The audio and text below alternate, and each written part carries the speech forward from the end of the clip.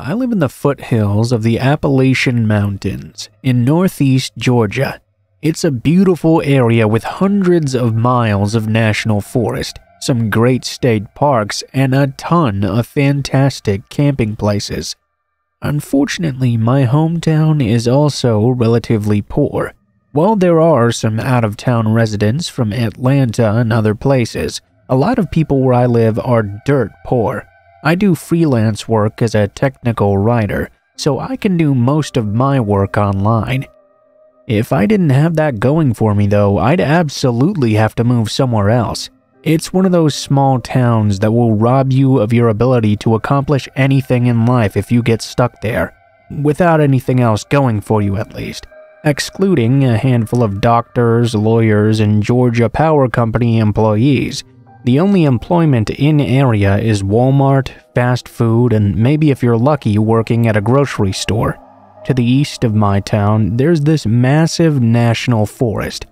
It's loaded with great camping sites and lots of relatively unused hiking trails. I really enjoy going on them with my dog, but it can be a bit of an unnerving experience sometimes. It's a 10-mile drive out from town, and there's no cell phone service or homes for many miles. In the past, there had been a lot of vehicle break-ins at the trailheads as well. It was so bad that the gravel parking lots glittered with bits of broken glass from what I'm assuming were car windows. Sometimes there were really shifty people hanging around as well, or just driving around on the forest roads. These were some really rough roads too. You'd see these beat-up $500 cars just barreling along roads meant for a 4x4. Some of these people you see in those cars, you can just tell at a glance that they're shady. All that being said, it was still my favorite place to camp. You just had to be a bit careful. A few years ago, two of my friends and I decided to go play paintball in the national forest. Probably not legal. We decided to turn this paintball expedition into a full-on camping trip so we could play the next morning as well. After a pretty uneventful first day of shooting paintballs at one another, we drove a couple of miles to one of the more popular camping spots. Unfortunately, a church group or something had taken up every spot in the area. This was really the only spot we were familiar with, and it was getting quite late at this point. We had to keep on looking for another. We drove about an hour further into the woods. By this time, it was really getting dark, and we were getting really worried about finding a new spot. We all had GPS on our smartphones, but none of us could get any service. We turned off onto an unfamiliar road that was in very rough shape. In fact, it looked like the Forest Service Rangers had used a backhoe to block off the road with a mound of dirt. A broken metal barrier lay in the woods nearby. It looked like 4x4 vehicles had been going over the mound, so it was pretty worn down at this point. Our F-150 had pretty high clearance, so we decided to just go over the mound. There was this old gravel road on the other side, pretty much clear of debris. We drove a few more miles down this road and came across an opening next to a small creek. There were some blue tarps hanging over a plywood picnic table nailed to a tree. This was a pretty odd set piece. That being said, it was pretty much dark at this point. We couldn't keep driving around all night in the woods looking for a camping spot. We left the truck light running and went to set up the tent. As we were doing so, I started to notice there was a lot of trash in the woods surrounding the site. I could see a green bottle laying on the ground. Took a look at the label only to see it was a bottle of home and garden insecticide. I was really tired at the time. I thought someone must have been dumping their garbage out illegally here. None of us really thought it was weird that someone would be dumping garbage in an area more than an hour away from the nearest home. We set up camp, grabbed some beers, and made chili from scratch. By this time, it was around 11 p.m. As we were eating, though, we noticed a faint glow coming from the other side of a nearby hill. At first, we thought it was moonlight filtering its way through the trees. However, the angles just didn't make sense. It didn't seem to be a bright light, and it wasn't moving either. It was kind of like that glow you'd see when looking out over a bright city. We couldn't identify the source itself, though. Since there were no other access roads in the area, it couldn't be other campers. The hill was about a quarter-mile from our campsite, so we decided to go and investigate this odd occurrence. Under normal circumstances, I probably wouldn't have done so. However, we'd all had a few rum and cokes in our stomachs, so two of us, Jacob and I, decided we'd go take a quick look. My other friend Isaac decided to stay behind and pop some popcorn or something. We started walking toward the light source, and the situation got even stranger. As we looked on, all the trees in the area had their bark knocked off in a circle around their trunks. At first, we thought it could have been the work of a beaver that lived in the creek or something, but that didn't make any sense. Why would a beaver go around all these trees and just knock the bark off in a circle? Jacob and I started talking about this ghost beaver in a pretty loud voice, probably due to our sheer drunkenness. As we were about to crest the top of the hill, Jacob tripped on a rock and shouted out, "Oh shit!" A few seconds after he yelled, the light, whatever it was, went out. We looked at each other. Maybe we really didn't need to see what that light was after all. We walked back in silence, looking back over our shoulders every few seconds. We decided to turn off our flashlights as well, and just use the moonlight to get back. When we arrived within a couple 100 feet of the campsite, I could see Isaac walking in circles around it. He was wearing a hooded coat I hadn't seen him wearing before, and for some reason, he was now carrying his paintball gun in his hand. That seemed a bit odd. The fire had started to die down now, so we couldn't see anything else very well. At this point, we'd been gone for almost an hour. From the distance, it looked like Isaac was looking for something. He kept on walking around the site, peering into the tent occasionally. Only, when we had almost arrived back, we saw Isaac walk up the road we'd come in on. We figured he was going to use the bathroom and didn't want to wander through the woods like us or something. When we got back, we sat next to the fire and waited for him to return. All of a sudden, we saw him lurch out of the tent instead. He stumbled a few feet forward and vomited. After we had left, he'd had a few more rum and cokes, he mumbled. Well, we asked him why he'd kept on wandering around the campsite with the paintball gun, and he got a strange look on his face. "They're locked up in the cab of the truck. Did you unlock it or something?" We went and checked, entered the door code, and saw all our paintball equipment just as we'd left it before. The keys to the truck were still hidden. I got a sinking feeling in the pit of my stomach. "Isaac, what were you doing after we left?" I was watching a movie on my phone and then I fell asleep, I guess." "That was you walking around with your paintball gun just then, right?" Isaac said he'd been in the tent ever since we'd left, and he had been wearing the same unhooded fleece all night. Someone had been walking around our campsite searching, and it was not Isaac. At this point, all of us were way too drunk to drive, but we decided to go ahead and pack up and go back to my house for the night. We didn't even bother packing up the tent. We just folded it down with the sleeping bags and everything in it. We jumped in the F-150, and I started to drive out. When we got to the dirt hump, I could see something gray blocking our path back. The metal barrier that had been laying in the woods earlier was back on its stand, right on top of the hump earlier. By this point, all of us had sobered up to the situation. No one wanted to leave the car to move it out of the way. I had a metal guard on the front of the F-150, so I drove forward slowly, tapping the metal barrier with the front of my truck. I guess it popped off with the force, and we drove over it slowly. We were terrified it would pop one of the tires as we drove over, but thankfully it didn't. As we continued to drive down the road, I could see a vehicle following us with its lights off, probably 1,000 feet behind us. I almost wouldn't have noticed if I hadn't kept catching glimpses of it as the moonlight reflected off. I started to drive as fast as I could on that forest road, and the other vehicle kept pace behind. It never got any closer though. It just stayed 1 or 2 turns behind us. We could only see it when the road straightened out. After about 45 minutes of speeding along gravel roads, we made it back to the main paved road. I started to drive everyone back to my house, but I decided to go a different way just to be safe. I didn't get pulled over for a DUI somehow. Camping can be very fun, but rural camping can be dangerous.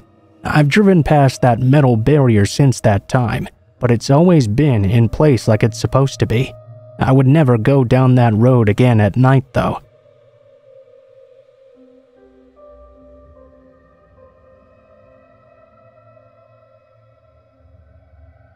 This story takes place in August of 2013 in the mountains of southern Oregon.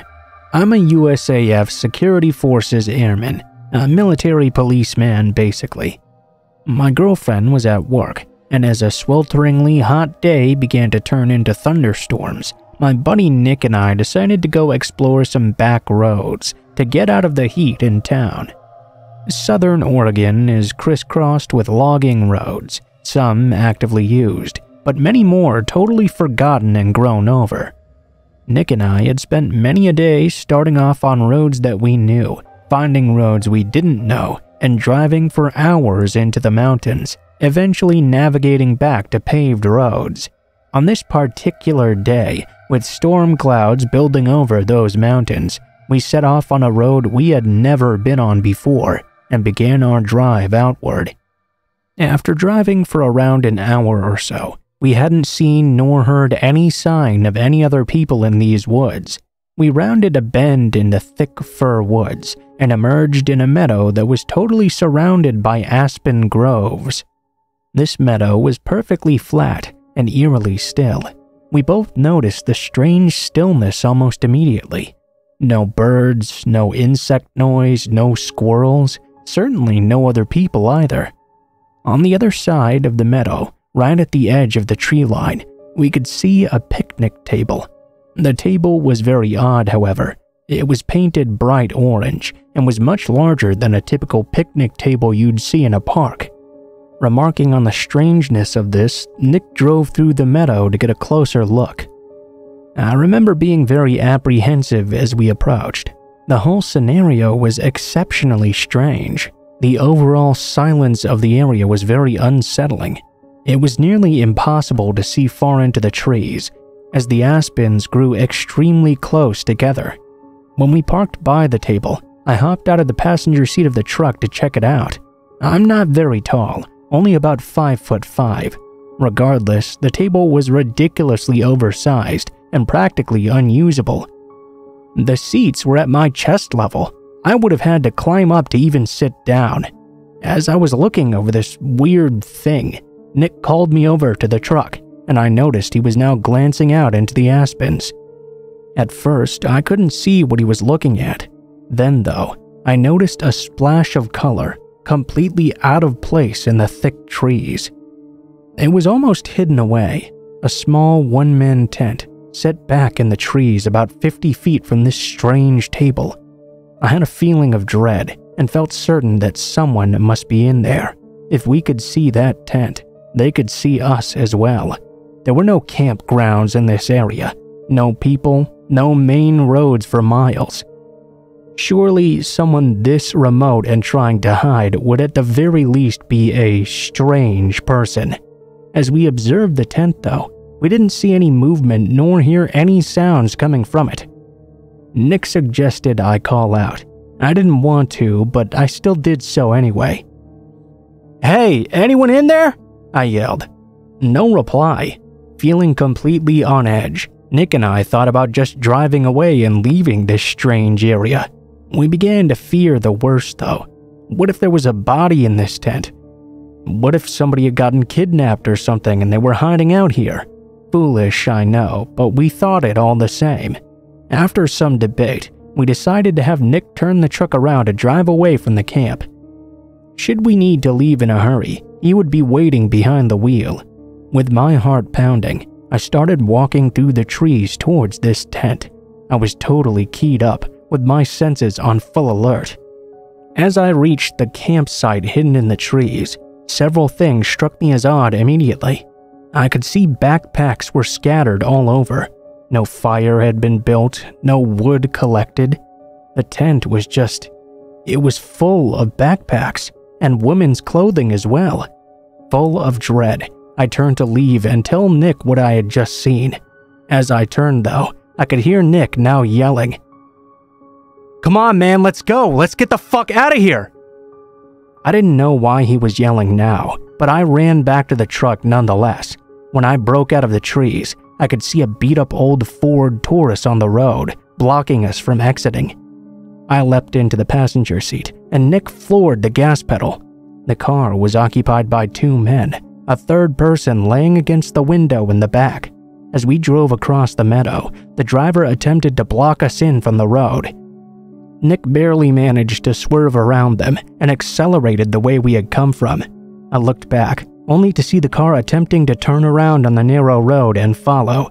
Nick drove like a madman, and though I was honestly terrified they would catch up, we hit the highway without seeing that car again.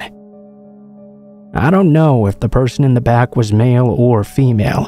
I called the state police immediately, and they promised to send a trooper out to check the scene.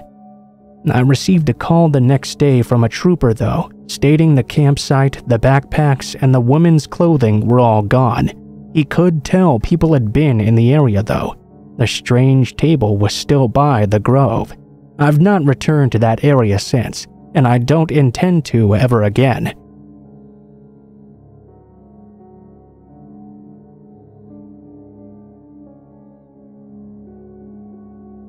When I was 18, I spent quite a lot of time in the Cohutta Wilderness. My favorite spot was this set of waterfalls several miles from the nearest parking area. Most visitors just parked in the RV area and swam in the creek right along the gravel road. In the 2 years I'd hiked all those trails, I had never seen anyone further than a half-mile in. Anyway, one Saturday, I took my girlfriend to see these beautiful waterfalls, since she had never had the opportunity to see one in person before. We set off along the trail. When not 15 minutes into our walk, she grabbed my arm and got real quiet. She told me she felt like she was being watched and had those heebie-jeebies. I assured her that everything was safe. The only thing I'd ever had to worry about in this part of the woods were the occasional bear or maybe a copperhead. We continued on, but instead of leaving, the feeling of being watched just kept on getting worse and worse for her. I figured at first she just wasn't used to the wilderness yet and was having a bit of trouble adjusting. A couple of hours later, we finally reached the end of the trail and had a picnic at the bottom of the falls. After we finished eating, she tried to check her cell phone for messages, only to panic when she realized we had no service. I calmly explained to her that there was no cell reception anywhere around for miles. We were finally alone and could just enjoy some peace and solitude. This, of course, made her panic even worse. We decided to start heading back almost immediately. She was clearly scared, and I couldn't help but smile, thinking it was very silly. On the way back, I explained to her how many times I'd been out there all alone, and I'd never had any problems. Still though, she just couldn't shake that feeling of being watched. We were about a mile from the falls now, on the only trail around, when suddenly, we heard someone call out to us from behind. I nearly jumped out of my skin and turned to see a man walking towards us. He had a rifle slung over his shoulder and a heavy beard with his hat tipped low over his face. My girlfriend took a small step behind me. Hello, sir. What can I do for you?" I asked, trying to sound friendly. "Oh, you guys left your cell phone back by the falls," he said, a slight grin on his beard as he looked at my girlfriend. "Oh, thanks for the assist, buddy," I said, extending my hand. He shook his head. He told me he hadn't brought it with him. It was still sitting up there. Maybe we should follow him instead and come get it ourselves. We politely declined, of course, and made our way back down the trail as quickly as possible, him following us the entire way and trying to stay out of sight. I noticed that he'd followed us all the way back to our car even.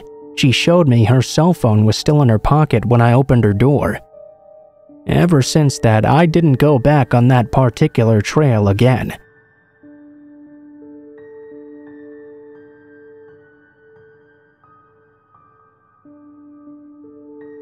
In May of 2009, I had just broken up with my girlfriend of almost 3 years.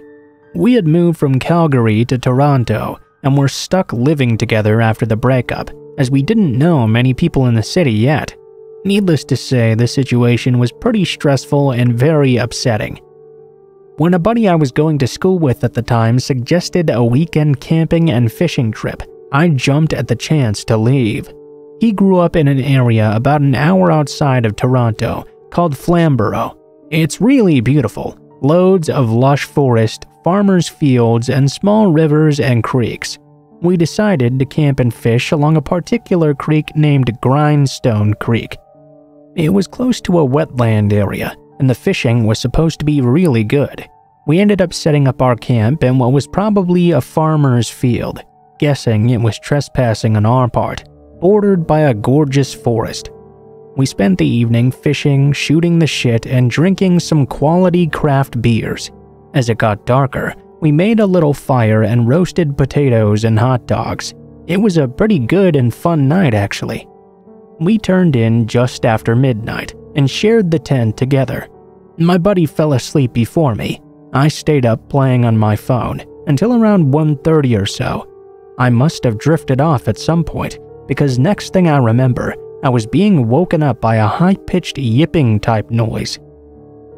I was kind of groggy still, and it took me a moment to fully wake up. The yipping was incessant and sounded like a weird coyote or something. I laid there for a moment listening, then started playing on my phone again. That noise was annoying as hell. I tried my very best to ignore it, but it sounded like it was getting a lot closer. Finally, it sounded like it had to be no more than 10 feet away. At this point, I became very unsettled. I had seen coyotes in Calgary before, and I thought of them as pretty harmless. They never looked much bigger than a small dog. But what if this one was rabid or something? What if it could smell our food and brought its buddies?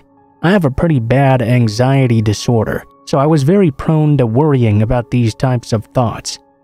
I nudged my buddy to see if he was awake, only to see that the noise had woken him up too.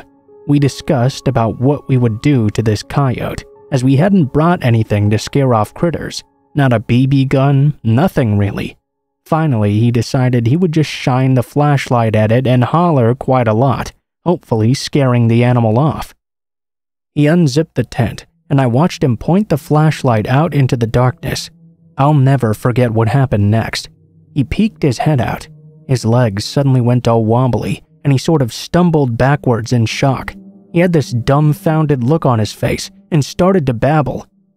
"It's not a coyote, it's a dude out there. Some weird dude."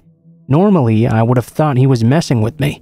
I'm a huge wimp and scare easily, so that was the type of thing he would do. But I had never seen someone look so genuinely scared. I never want to see that expression on someone's face again either. I knew he couldn't be pulling my leg. The weird yipping and howling noises were still going on. In retrospect, it didn't really sound like a coyote. I guess in our groggy states, it was a way for our brains to make sense of it. My friend kept on telling me to take a look and make sure he was not going crazy. At this point, I was having a full-blown anxiety attack. My heart was racing. I felt like shit, but I had to look. I slowly peeked out of the flap and waited for my eyes to adjust, and that's when I saw him. A man, standing only a few arms lengths away from the tent. He was swaying back and forth, wearing a baseball cap. What made it really awful though, what was really creepy, was that he was only wearing women's lingerie. That's when I knew there was most likely something very wrong with this guy. I pulled my head back inside the tent, and my buddy and I discussed what to do. Finally, we decided to yell at the guy. My buddy started yelling first. "Hey dude, can you fuck off? We're trying to sleep in here." The noise stopped. It was dead silent. We heard the footsteps running towards our tent. They stopped right outside. We didn't waste any time. We started yelling again. "Seriously, fuck off. We have cell phones in here. If you don't fuck off, we're gonna call the Rangers." With that, we heard him walk by the tent and head off, moving towards the road, it sounded like. Needless to say, we laid awake, petrified until the first sign of sunlight. Then we hightailed it the hell out of there. We discussed our experience on the way home, and were both pretty embarrassed about how we'd handled the situation. Definitely not handling it the best on either of our parts. I think we're both ashamed because of how we let some weirdo freak us out so much. We haven't really ever talked about it since that day. I always wonder just what the hell that guy was doing out there, and what the hell was wrong with him either. I wonder if things would have turned out differently if we were a couple of girls instead of 2 guys. I'm not saying he was a serial killer or something, but it seemed like he was testing us when we were in the tent. I guess I'll never know, and for that, I'm kind of glad.